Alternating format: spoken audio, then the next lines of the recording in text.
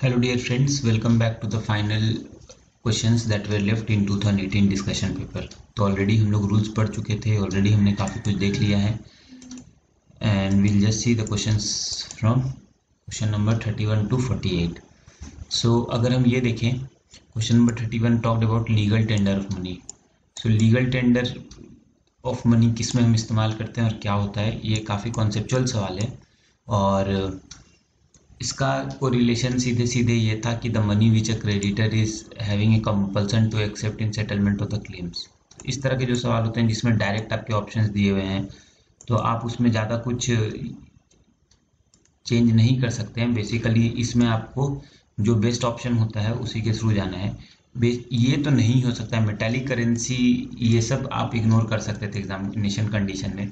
और legal tender money है, economic से रिलेटेड वर्ड है, तो लीगल कोर्ट ये सब भी नहीं होगा, तो एटलीस्ट दो ऑप्शन इसमें आप एलिमिनेट कर सकते थे। सो ये सवाल इस तरह से बनाया जा सकता था। बाकी ये एक कठिन सवाल था और एक कॉन्सेप्चुअल सवाल था। ये सवाल में आते हैं क्वेश्चन नंबर 32 कि अगर गवर्नमेंट किसी पब्लिक को फ्री में दे देती है गुड्स तो आपको इससे क्या इशू होता है। तो बेसिकली क्या होता है, इसी को क्रॉस सब्सिडाइजेशन भी हम बोलते हैं, क्रॉस सब्सिडाइजेशन CS जो बोलते हैं। इसमें क्या होता है कि कोई जो हम लोग लेट सपोज टैक्स पेइंग जो पर्सनस हैं अल्टीमेटली उस पर ही बोझ जाता है। याद रखिएगा कभी भी अपॉर्चुनिटी कॉस्ट जीरो नहीं होता है, कभी भी किसी भी चीज़ का। अगर मैं ये वीडियो बना रहा हूँ तो मेरा भी एक अपॉर्चुनिटी कॉस्ट है समय का, आप ये वीडियो देख रहे हैं आपका भी एक अपॉर्चुनिटी कॉस्ट है।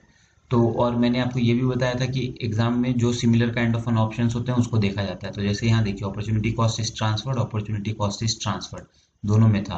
अब आपको देखना था कि कंज्यूमर से अल्टीमेटली कहाँ जाता है इकोनॉमिक्स में, ये सोचा करिए कि सबसे बेस्ट ऑप्शन क्या है पोलाइटी और इकोनॉमिक्स में। तो अल्टीमेटली तो ये जो टैक्स पेइंग पब्लिक है उसी को जा रहा है, गवर्नमेंट कहाँ से पैसा ला रही है, यहीं से ला रही है। तो इसका आंसर हो जाएगा C। ये भी आसान क्वेश्चन था अगर आपको अपॉर्चुनिटी कॉस्ट का मीनिंग समझ में आता था तो। अगला हम आते हैं कि जो GNP ग्रॉस नेशनल प्रोडक्ट का जो ग्रोथ है वो कब तक आपका डेवलपमेंट में कन्वर्ट नहीं होगा, इकोनॉमिक डेवलपमेंट में।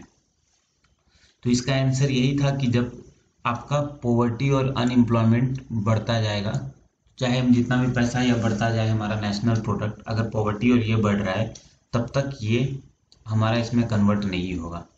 सो इस तरह के सवाल में इकोनॉमिक्स में आप देखिए कि बेस्ट पॉसिबल ऑप्शन जो सबसे सूटेड है, जो एक जनरलाइज फॉर्म देता है उसको लेना चाहिए। इंडस्ट्रियल आउटपुट एक सिर्फ इंडस्ट्री से कोरिलेटेड है, एग्रीकल्चरल आउटपुट सिर्फ एक एग्रीकल्चरल से कोरिलेट करता है।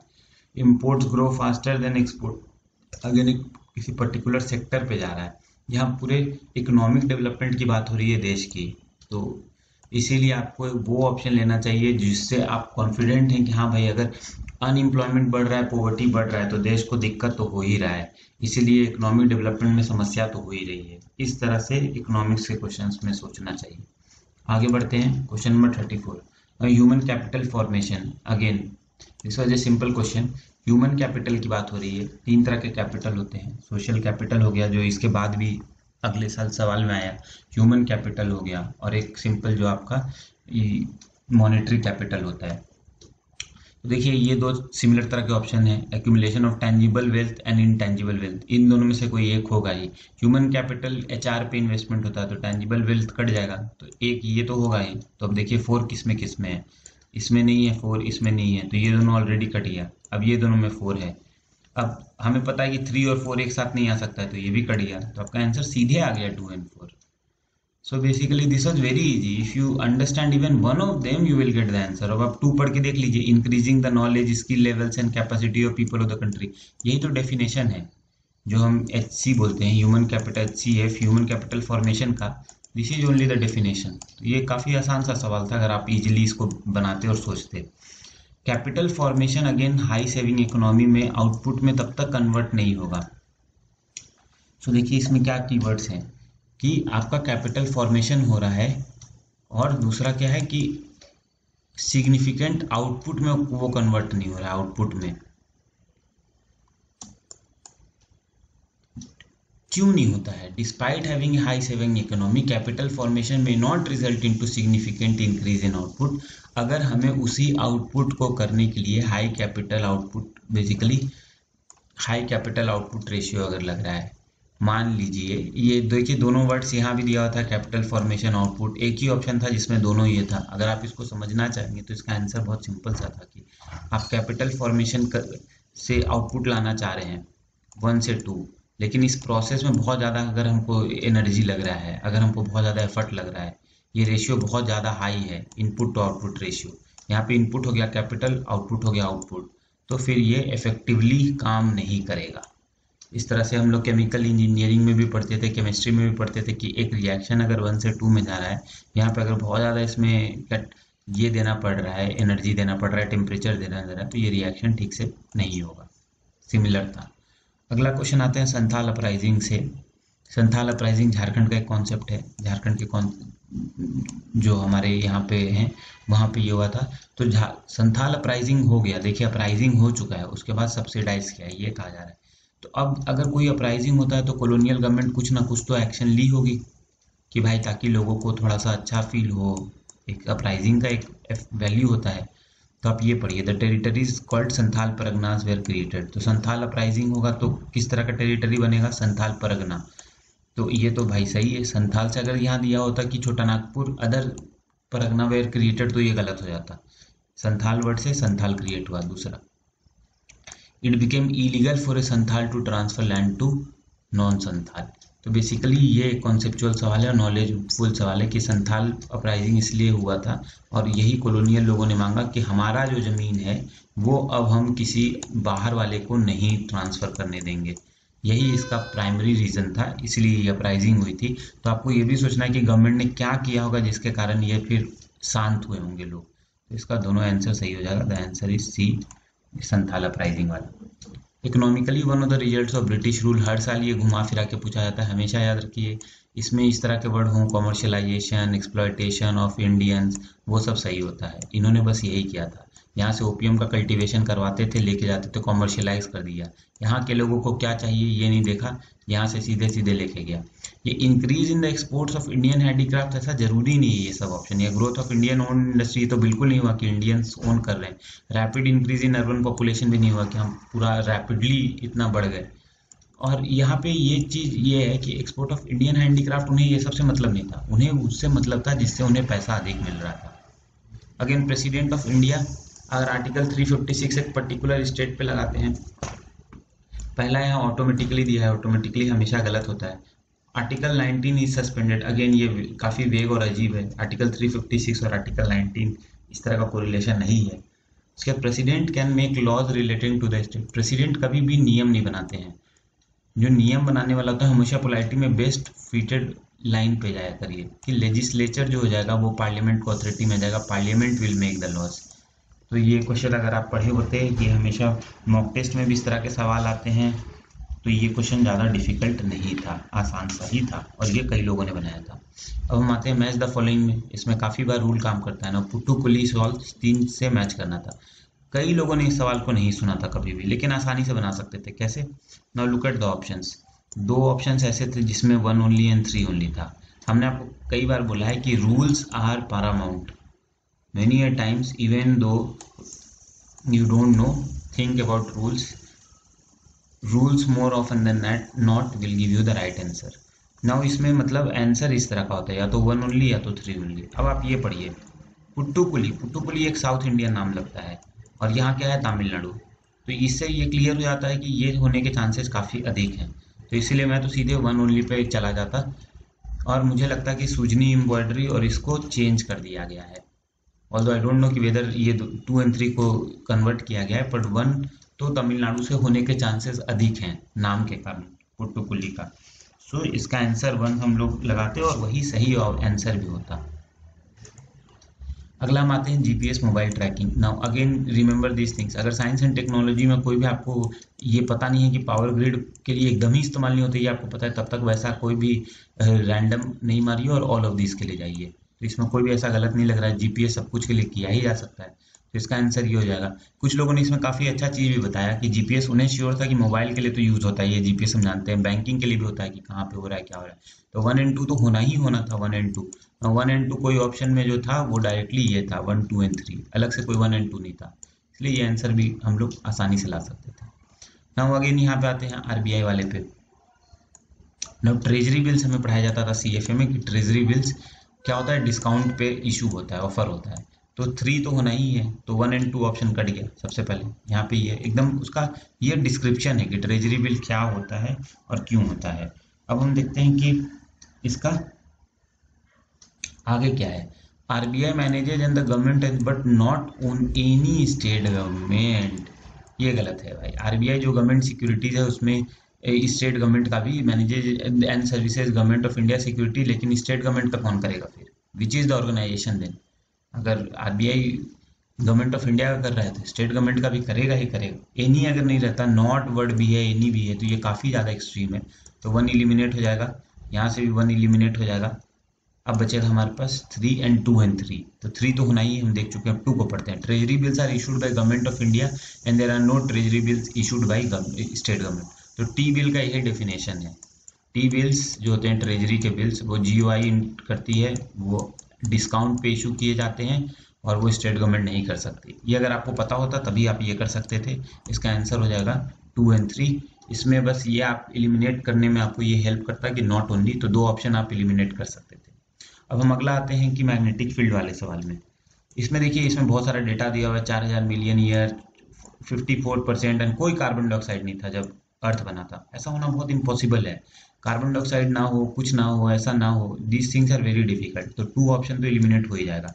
जैसे ही 2 ऑप्शन एलिमिनेट होगा, विल हैव 1 एंड 1 एंड 3। तो 1 पढ़ने का जरूरत भी नहीं है क्योंकि 1 दोनों में कॉमन है। Now will read 3। When living organism originated they modified the earth atmosphere. तो बिल्कुल इसमें क्या दिक्कत है? ऐसा हुआ होगा, हमें मानना है ऐसा हुआ होगा। साइंस एंड टेक्नोलॉजी का है, इन्वायरमेंट का है, वी डोंट नो।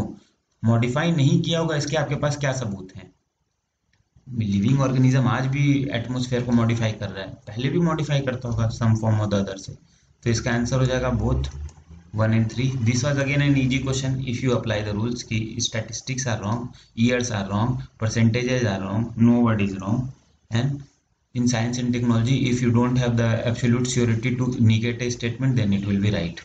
वाना क्राई पेटा, यार ये सबसे आसान सा क्वेश्चन था पूरे पेपर का। ये साइबर अटैक से रिलेटेड था। ये हर साल घूम फिर के, मतलब उस समय काफ़ी न्यूज़ में था। क्रिप्टो करेंसी भी एक ऐसा चीज़ है जो 1-2 साल में आ ही जाता है, बिटकॉइन ये सब के फॉर्म में। ठीक है।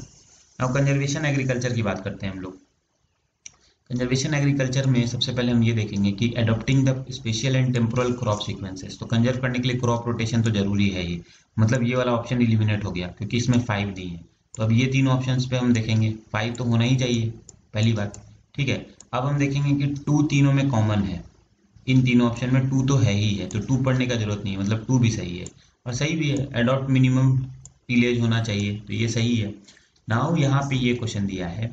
अब हम इसका अगला देखेंगे कि इसमें बेसिकली ये देखेंगे हम कि यहाँ पे दिया है avoiding the cultivation of plantation crops. तो इससे conservation agriculture avoiding the cultivation of plantation crop से कैसे रिलेट होगा? मतलब हम किसी कल्टीवेशन को रोकें, अवॉइड करें, इनकरेजिंग। देखिएगा आप यहाँ पे बहुत ही अच्छे से वर्ड दिया है, adoption is a good word. Conservation करना है तो हम कुछ अडॉप्ट करेंगे। Avoiding word is a very tricky word. जैसे यहाँ भी अवॉइडिंग दिया है, यहाँ भी अवॉइडिंग दिया है, तो इसके गलत होने के चांसेस बहुत अधिक हैं। कोई चीज़ अवॉइड क्यों करेंगे कंजर्वेशन एग्रीकल्चर में? हम प्लांटेशन क्रॉप को भी बढ़ाएंगे, है कि नहीं? सो इस तरह से जैसे अवॉइडिंग मोनोकल्चरल प्रैक्टिसेस, तो फिर भी हम मान सकते थे, तो वहाँ पे एक ट्रिकी था। लेकिन ये वाला चीज अवॉइड करना प्लांटेशन क्रॉप्स को, ये गलत है। तो जैसे ही 3 गलत होगा तो ये गलत हो जाएगा, ये गलत हो जाएगा, बचा हमारे पास सी। आंसर आ जाएगा 2, 4 एंड 5। और हम देखें कि क्रॉप रेसिड्यू अगर हम सॉइल कवर को कवर करते हैं तो उससे भी कंजर्वेशन में फायदा होता ही है। तो इसका आंसर आ जाएगा 2, 4 and 5। It was a mediocre question, not easy, not tough in the exam. Now we come to 6th mass extinction mentioned in the news often in the context of the discussion of. तो mass extension की बात हो रही है। मास extension का मतलब होता है कि कुछ बड़ा एक्सटेंशन हो रहा होगा। ठीक है, ये हमेशा याद रखिए। इसमें जैसे देखिए जेनेटिकली मॉडिफाइड क्रॉप, इसका डोमेन ही छोटा है। जीएम क्रॉप ले लिया आपने तो समझ रहे हैं ना, सिर्फ क्रॉप की का हमेशा याद रखिए। इस क्वेश्चन में बोला गया है मास एक्सटेंशन। ठीक है, तो मास एक्सटेंशन के बारे में अभी 6th मार्क्स एक्सटेंशन जो अभी often mentioned in the news, तो मतलब न्यूज में आया है अभी, इसीलिए अब यहाँ पे जो बात हो रही है ये मेटेओराइट का फियर ऑफ कोलिजन जो कि 65 मिलियन ईयर एगो हुआ होगा। तो ये यार अभी न्यूज में अभी कॉन्टेक्स्ट में क्यों बात हो रही है, कॉन्टेक्स्ट ऑफ द डिस्कशन इसका ये क्यों होगा कि डायनासोर का एक्सटेंशन हुआ होगा। जो कॉन्टेक्स्ट है अभी कुछ ऐसा चल रहा है कंटेम्प्ररी जिसके बारे में बात हो रही है। यहाँ भी फिर वही प्रॉब्लम है, सिर्फ एग्रीकल्चर को स्पेसिफाई कर दिया गया है। अगेन आई वुड से कि जब इतनी बड़ी डोमेन की बात हो रही है तो आपको अब ये वाला देखिए, ओवर मैन काइंड का ओवर एक्सप्लॉयटेशन, सब कुछ का फ्रेगमेंटेशन, लॉस का, डिस्ट्रक्शन इकोसिस्टम, मतलब ये वाला जो ऑप्शन है इसमें लगता है सब कुछ डिस्ट्रॉय हो रहा है, everything is getting destroyed. So this is something which you should always remember कि जब भी कोई बड़ा क्वेश्चन रहे, बिग क्वेश्चन में जो सबसे बेस्ट फिटेड लाइन लगे, जैसे एक बार हमने देखा इंटरनेट ऑफ थिंग, उसी तरह से जो सब चीज को इनकैप्चर करता है सारा इसको, that should be taken as the answer. तो इसका आंसर हो जाएगा ये ज्यादा डिफिकल्ट नहीं था। Some of people got confuse with dinosaurs. The problem was कि dinosaurs again was it in news, you have to ask। इसमें 2-3 सवाल क्योंकि often mentioned in news, context of discussion and mass extinction और sixth extinction। तो हो सकता है dinosaur first extinction second रहा हो, अभी का जो एक्सटिंक्शन के बारे में बात हो रही है उससे ये था। Now we come to English education. Now see English education में ये तो हमें पता है कि क्या इंट्रोडक्शन, देखिए हर बार ये सवाल घूम के आता है, 1-2 बार, और ये इस बार भी पूछा गया था इंग्लिश एजुकेशन में क्या मदद हुआ था नहीं हुआ था ना। ओरिएंटलिस्ट वर्सेज एंग्लिसिस्ट कंट्रोवर्सी तो इंग्लिश एजुकेशन के लिए था ही था। तो ये दोनों ऑप्शन खुद ही एलिमिनेट हो जाते हैं, मतलब इन दोनों में से कोई एक आंसर होगा। वन तो मतलब दोनों में कॉमन है तो वन तो होना ही है, तो चार्टर एक्ट मतलब हमें पढ़ने की जरूरत नहीं है, ऐसे भी आप जानते हैं चार्टर एक्ट ने लाया था। Now read about this general committee of public instruction of 1823। Now this committee would have been formed under whom, British. अब एक इन्होंने एक कमेटी बनाई पब्लिक इंस्ट्रक्शन देने के लिए, जिसमें इन्होंने ये नहीं कहा कि हम सिर्फ और सिर्फ एक बेसिक लेवल पे देंगे इसको, तो हमें ये देखना है कि इस तरह का कोई भी कमेटी होगा तो उसमें इसके चांसेस होने के अधिक होंगे, क्योंकि ये कमेटी भी उनके अंदर बनाई गई थी तो बेसिकली, और इन्होंने 1813 के बाद बनाया तो इसके चांसेस सही थे, इसलिए इसका आंसर हो जाएगा 1, 2 एंड 3। ठीक है। पब्लिक यहाँ पे ये नहीं दिया है कि सिर्फ अर्ली स्टेजेज, अगर ये अर्ली स्टेजेज लिखता तब होता है कि भाई हम सिर्फ प्राइमरी एजुकेशन में हम लोग बेसिक जो अपना लोकल नेटिव लैंग्वेज है उसको यूज करेंगे। अगला आता है आर्टिफिशियल लेक, इसका जिसको पता था उसने बनाया, कई लोगों ने इसे भी निकाला कि कोडाई कनाल के नाम में ही कैनाल है, तो कोडाई कनाल है, तो इसलिए इसका आंसर ये हो जाएगा। बाकी सारे जो है नेचुरल लेक, जैसे नैनीताल का तो पता है नेचुरल लेक, कोलेरू पता था, ये नहीं पता था रेणुका नेचुरल लेक नहीं, पर हिमाचल प्रदेश में अगर कोई लेक होगा तो नेचुरल होगा, तो ये दोनों तो आप ऐसे भी इलिमिनेट कर सकते थे कि ये दोनों नेचुरल होगा, जो लेक्स होंगे वो इधर ही होंगे जो कि आर्टिफिशियल होंगे। Now will come to the last question, Pradhan Mantri Kaushal विकास योजना। नाउ मिनिस्ट्री हमेशा गलत होता है तो 1 इलिमिनेट हो जाएगा, अब बचा 2 एंड 3, और अगर आप पढ़ेंगे तो NSQF प्रधानमंत्री के अंदर ही और स्किल्स वाला भी इसके अंदर है, तो this was the right answer. So thank you so much for watching, this was